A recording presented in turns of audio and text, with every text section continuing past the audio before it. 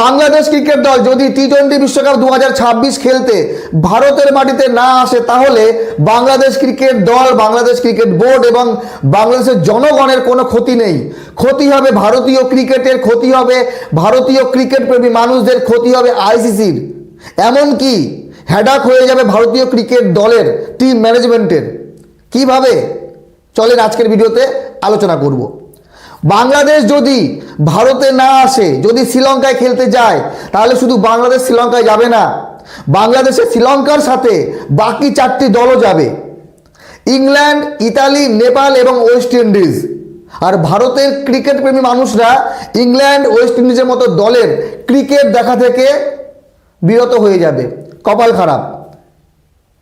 এমনকি ভারত পাকিস্তানের ম্যাচ আমরা দেখতে পাবো না লাইভ, টিভিতে পাবো, লাইভ দেখতে পাবো না, কারণ ভারত পাকিস্তানের ম্যাচ হবে শ্রীলঙ্কায়।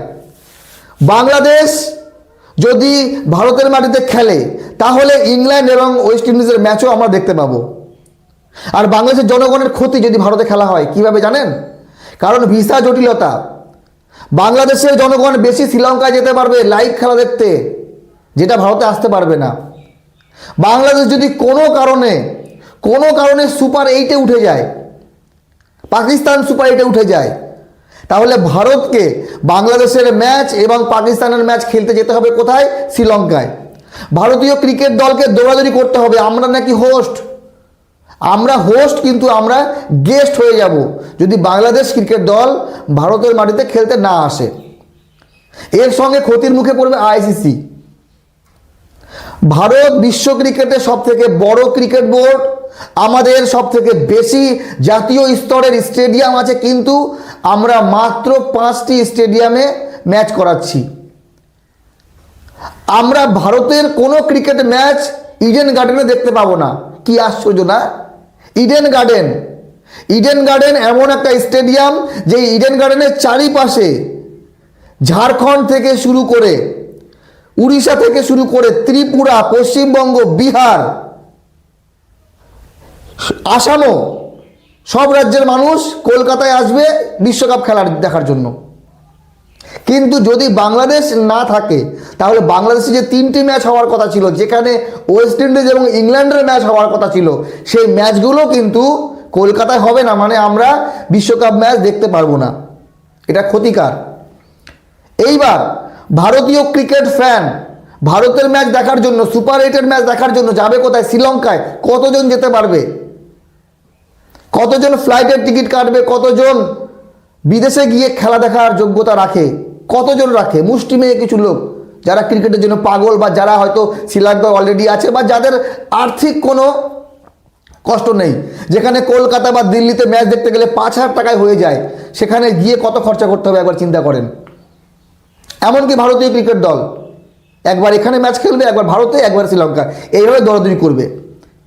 মাত্র 1 মাস বাকি আছে, মাত্র 1 মাস। এখন আইসিসি যদি পারমিশন দিয়ে দেয় যে হ্যাঁ ভাই ঠিক আছে, বাংলাদেশের যখন অসুবিধা, তাহলে আমরা শ্রীলঙ্কায় খেলাবো, তাহলে বাংলাদেশ তো যাচ্ছেই। বাংলাদেশ তার সঙ্গে কাকে নিয়ে যাচ্ছে?